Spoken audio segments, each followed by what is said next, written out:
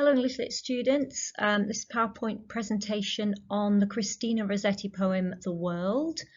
This poem is composed or published in 1854 when Christina Rossetti is still a young woman. She's 24 years old.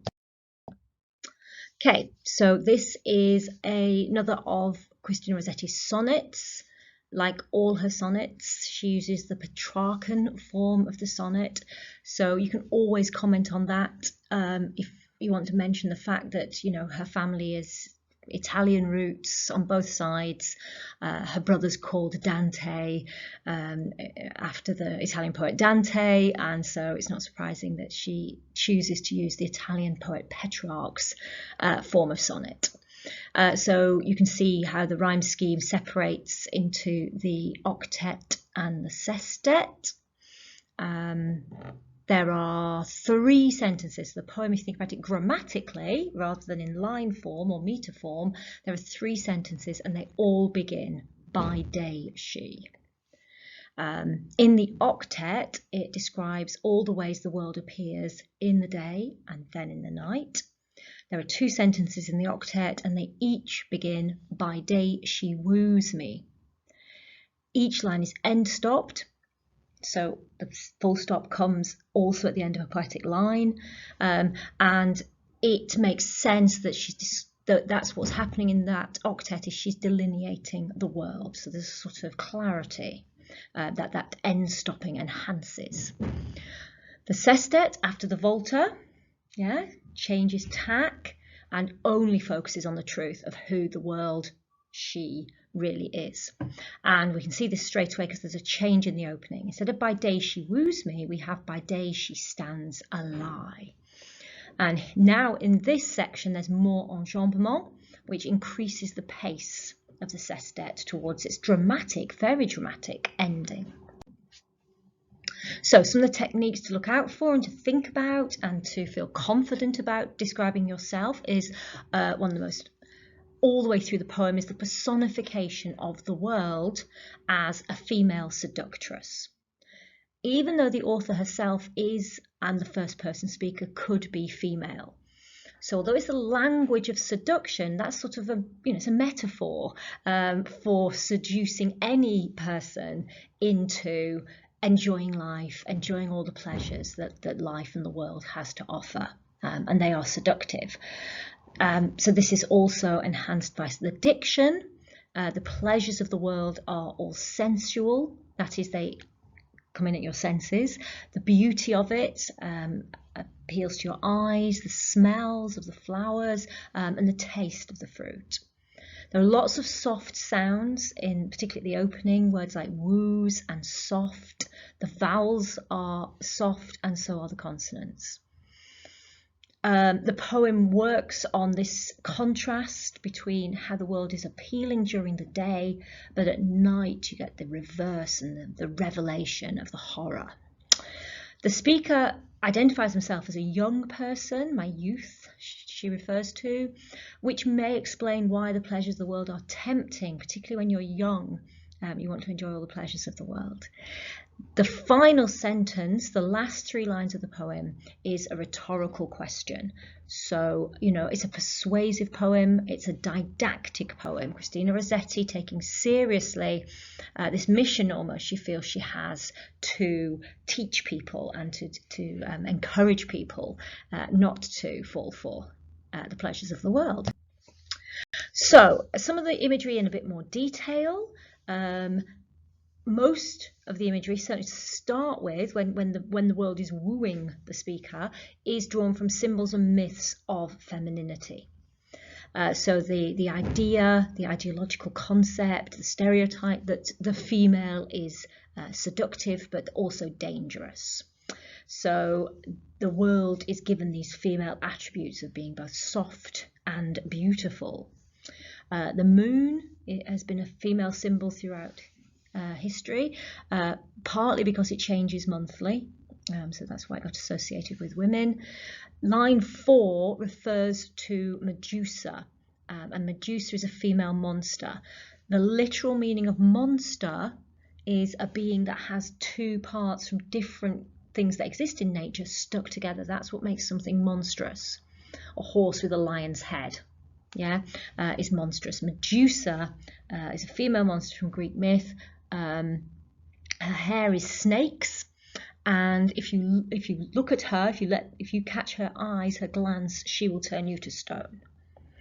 But she's also, seductive and beautiful, and that's why you might want to look at her.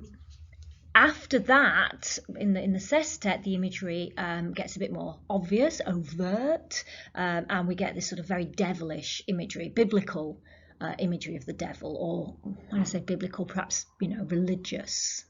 The devil was definitely sort of embroidered throughout medieval Christianity, but still using female pronouns for the world, even though the devil is usually figured male.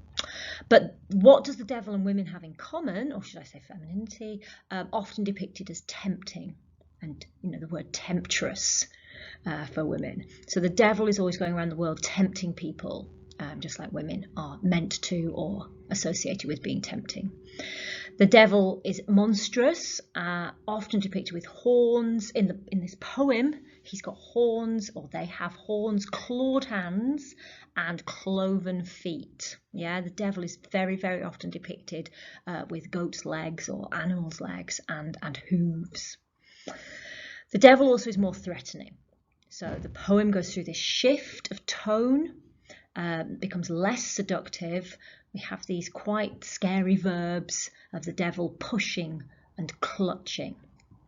And then there's a very dramatic final image in which the speaker themselves turns into a devil, and their feet grow cloven, become a monster themselves. Some of the other imagery in the poem, when the speaker of the poem is thinking about all the ways in which the world is beautiful and tempting, particularly focuses on the natural world and how bountiful it is. Ripe fruits, sweet flowers, and full satiety. Satiety means fullness, so you could call that a tautology, yes, but that could well be Rossetti making that point. The fullness the world offers is fullness. It's almost too much. The image, though, at night of the world being loathsome and foul with hideous leprosy. Leprosy, infamously, is a skin disease. Well, it's a disease that can affect the physical appearance. It disfigures you. It's also believed to be highly contagious. Also biblical. Lots about leprosy in the Old and the New Testament.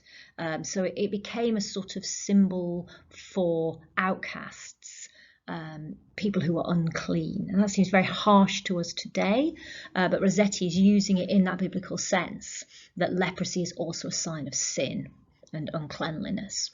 And if you get too near to it, you'll catch it as well. The subtle serpents winding in the world's hair should remind us of the devil. He took the form of a serpent in the Old Testament story to tempt Adam and Eve. And there's aural imagery which adds to their seductive effect, the susses of the subtle serpents.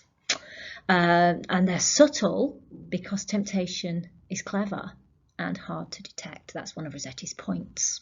Things that seem beautiful are actually dangerous. In the second bit of the poem, in the second half of the sestet, the devil's called a beast. And the beast is often a word for the devil, particularly in the final books of the New Testament, Revelations, which we know Rossetti was very interested in Revelations and knew well. And that description of a monster, a very monster. So just remember what monster means specifically. It's an unnatural creature, often a hybrid of two animals. So some of the themes: how tempting the world is, how attractive it is, and how the world encompasses any pleasures in life that aren't derived from God or religion. They should all be renounced by good Christians. If you are baptized or you've ever been to a baptism, certainly what godparents always used to have to promise to renounce was sin, the world, and the devil. And, you know, I can understand, most people can understand renouncing sin, and most people might be able to understand renouncing the devil, but renouncing the world, I don't think people think that through, what that means literally. It means not caring about wealth or power or beauty or any sort of pleasure. You should only be focused on God and going to heaven. So even enjoying nature in Rossetti's hardcore, hard line here is giving into worldly temptation. In the octet, it focuses on the temptation that the speaker is enjoying. There's violent, almost hysterical language to describe the price to be paid for such pleasures. And there is religious diction to remind us of the true path, words like love and prayer and soul. Yeah, and obviously soul is the most important thing. Because we have eternal souls, that is why we mustn't give in. Yeah, because life on earth is short and any pleasure is fleeting, and what matters is where you go in the end. And heaven might be eternal, but so is hell.